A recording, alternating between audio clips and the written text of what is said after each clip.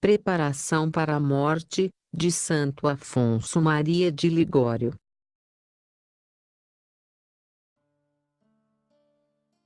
Consideração sétima. Sentimentos de um moribundo não acostumado a pensar na morte. Dispõe de tua casa, porque morrerás e não viverás. Isaías 38,1. Ponto 1. Imagina que te achas junto a um enfermo a quem restam poucas horas de vida. Pobre enfermo. Considera como o oprimem e angustiam as dores, os desfalecimentos, a asfixia e falta de respiração, o suor frio e o entorpecimento até ao ponto de quase não ouvir, quase não compreender e quase não falar. Entretanto, a sua maior desgraça consiste em que, estando próximo à morte, em vez de pensar na alma e de preparar as contas para a eternidade, só pensa nos médicos, nos remédios, para se livrar da doença que o vai vitimando. Não são capazes de pensar em outra coisa que em si mesmos. Disse São Lourenço Justiniano, falando dos moribundos desta espécie. Mas, certamente, os parentes e amigos lhe manifestarão o perigoso estado em que se acha. Não há entre todos eles nenhum que se atreva a lhe falar na morte e adverti-lo de que deve receber os santos sacramentos. Todos se escusam de lhe falar para não molestá-lo. Ó meu Deus, dou-vos graças mil porque na hora da morte fazeis que seja assistido pelos queridos confrades de minha congregação, os quais, sem outro interesse que o de minha salvação, me ajudarão a todos a bem morrer. No entanto, ainda que se lhe não anuncie a aproximação da morte, o pobre enfermo, vendo a confusão da família, as consultas dos médicos, os remédios multiplicados, frequentes e violentos, que aplicam, se enche de angústia e terror, entre contínuos assaltos de receio, desconfiança e remorsos, dizendo de si para si: quem sabe se terá chegado o fim de meus dias? Quem não sentirá quando, enfim, recebe a notícia da sua morte próxima? Dispõe as coisas de tua casa, porque morrerás e não viverás. Isaías 38,1. Que mágoa terá o saber que sua enfermidade é mortal, que é tempo de receber os sacramentos, de se unir com Deus e de despedir-se do mundo. Despedir-se do mundo. Mas como? Há de abandonar tudo, a casa, a cidade, os parentes e amigos, as sociedades, os jogos, os divertimentos. Sim, tudo. Ante o tabelião, já presente, escreve-se esta despedida com a fórmula: deixo a tal pessoa. Deixo. E que levará consigo? Apenas uma pobre mortalha, que dentro em breve se deverá consumir com ele próprio na sepultura. Que perturbação e que tristeza sentirá o moribundo quando vir as lágrimas da família, o silêncio dos amigos, que, mudos, o cercam, pois não tem ânimo para falar. Maior angústia lhe darão os remorsos da consciência, que nesse momento se manifestam vivíssimos pelas desordens da vida passada, depois de tantos convites e luzes. Depois de tantos avisos dos padres espirituais, de tantas resoluções tomadas, mas nunca executadas ou, depressa esquecidas. Pobre de mim, dirá o moribundo, que recebi de Deus tantas luzes, tanto tempo para pôr em ordem a minha consciência, e não o fiz. E eis que agora que me vejo no transe da morte. Que me teria custado evitar esta ocasião, afastar-me daquela amizade, confessar-me todas as semanas.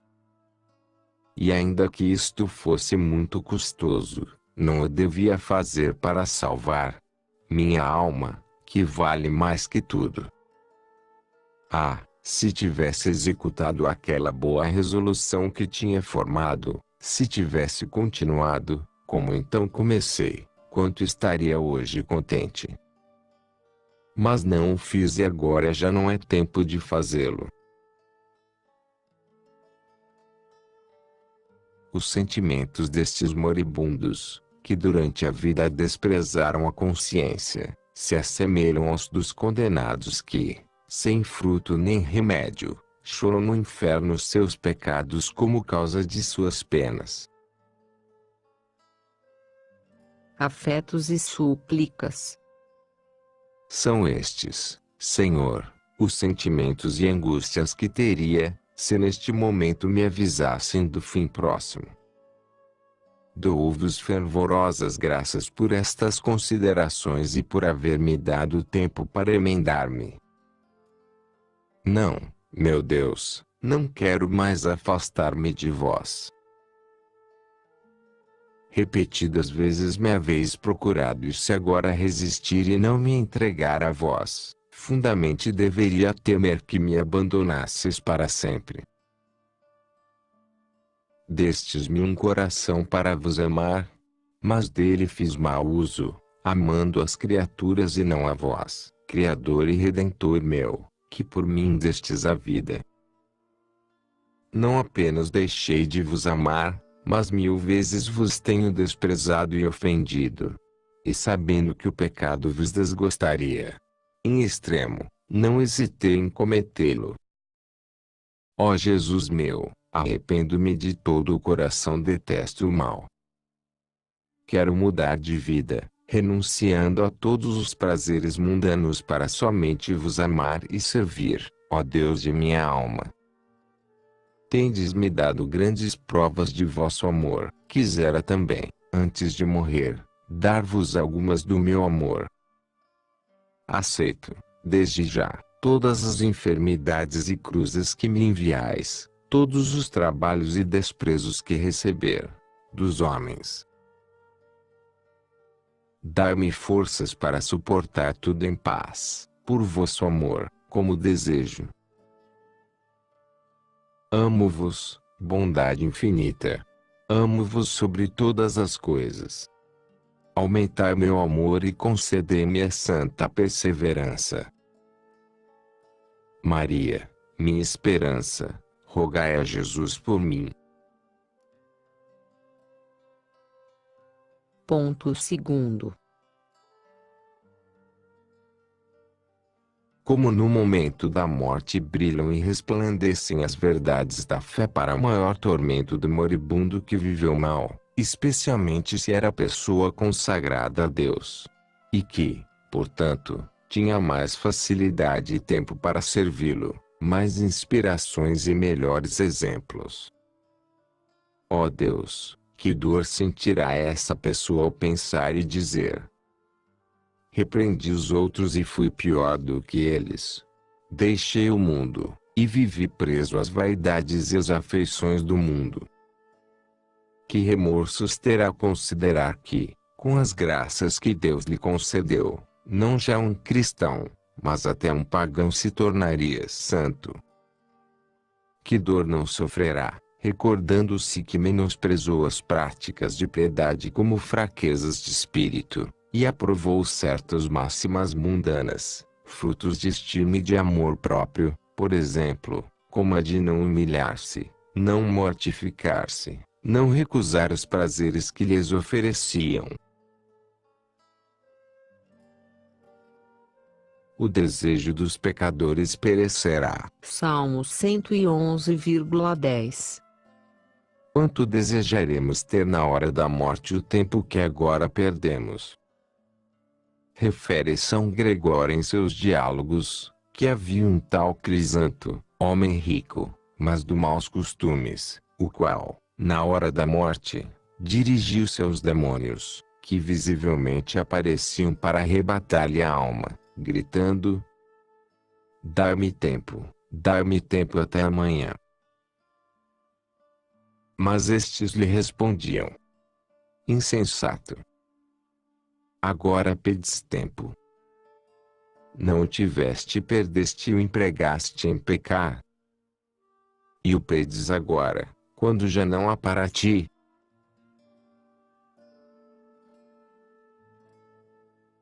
O desgraçado continuava a gritar e a pedir socorro. Havia ali perto um monge, seu filho, chamado Máximo, e o moribundo lhe dizia: ajuda-me, meu filho. Máximo, socorre-me.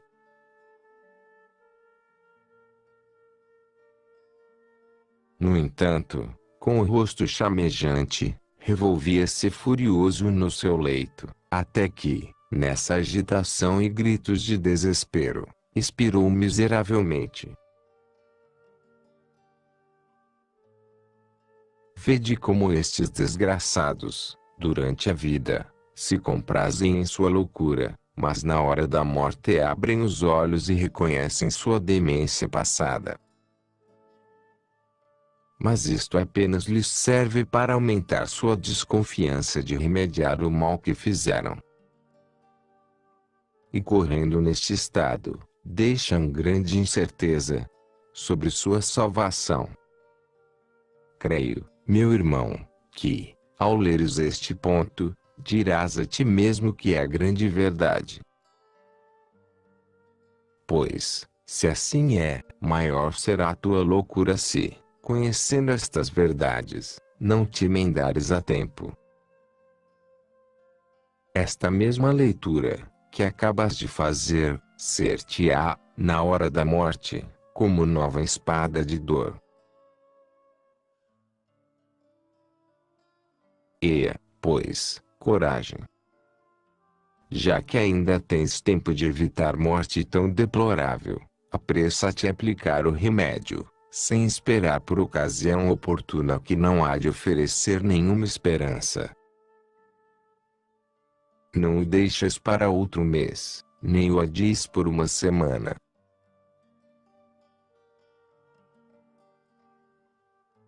Quem sabe se esta luz que Deus, em sua misericórdia, te concede, será a última exortação que te faz. É necessidade não querer pensar na morte, que é certa e da qual depende a eternidade.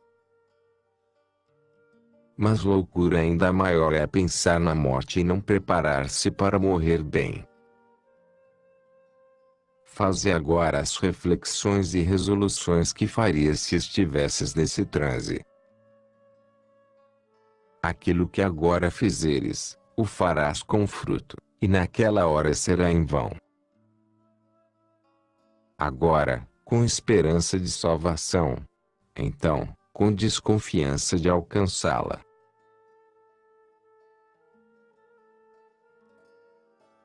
Ao despedir-se de Carlos V, um personagem que abandonava o mundo para dedicar-se ao serviço de Deus, perguntou ao imperador por que deixava a corte.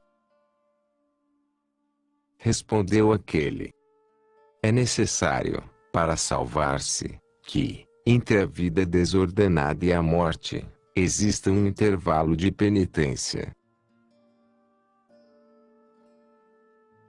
Afetos e súplicas. Não, meu Deus, não quero continuar a abusar de vossa misericórdia. Agradeço-vos a luz com que me iluminais agora, e prometo mudar de vida, pois reconheço que já não podeis suportar minha ingratidão. Acaso, posso eu querer que me envieis ao inferno, ou que me entregueis a uma vida relaxada, que seria maior castigo que a própria morte? Prostro-me a vossos pés para rogar que me recebais em vossa graça. Não o mereço, mas vós, Senhor, dissestes: em qualquer dia em que o ímpio se converter, a impiedade não o prejudicará. Ezequiel 33,12.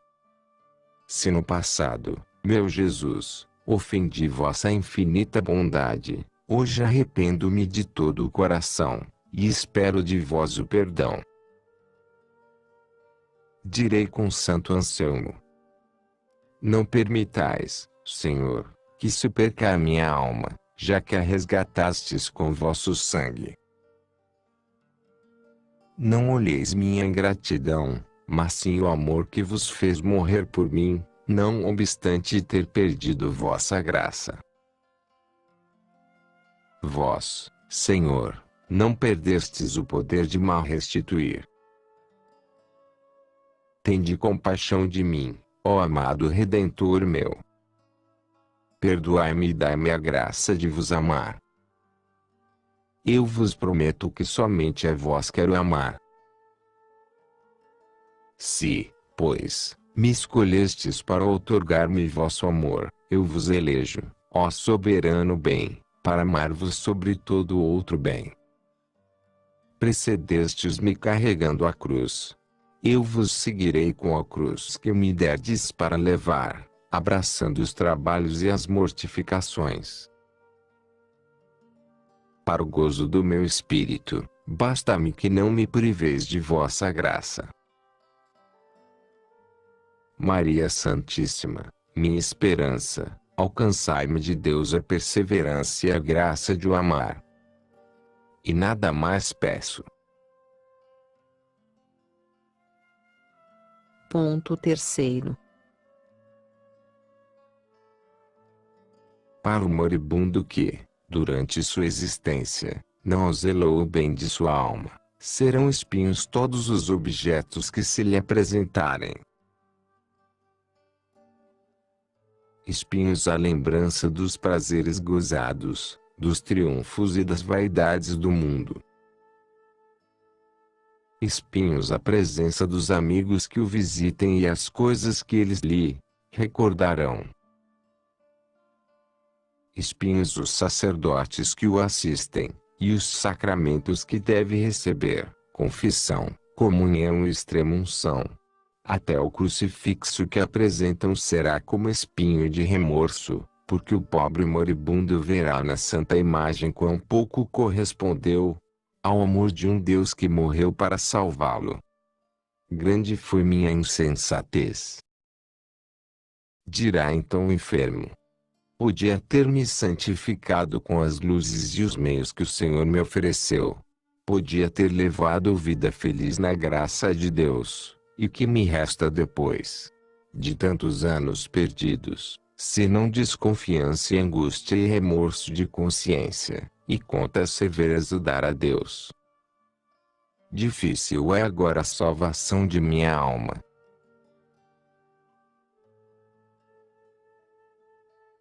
E quando fará ele tais reflexões?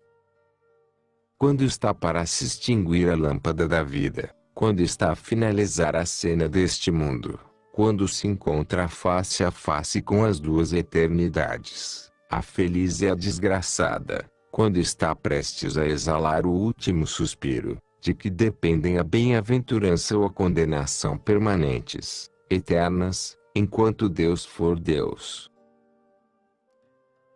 O que daria então para dispor de mais um ano, um mês, uma semana sequer, em juízo perfeito, porque naquele estado de enfermidade, aturdida a mente, oprimido o peito, alterado o coração, nada pode fazer, nada pode meditar, nem conseguir que o espírito abatido leve a cabo um ato meritório. Sente-se como encerrado num fosso escuro, onde tudo é confusão, onde nada percebe senão a grande ruína que o ameaça e a qual se vê na impossibilidade de fugir.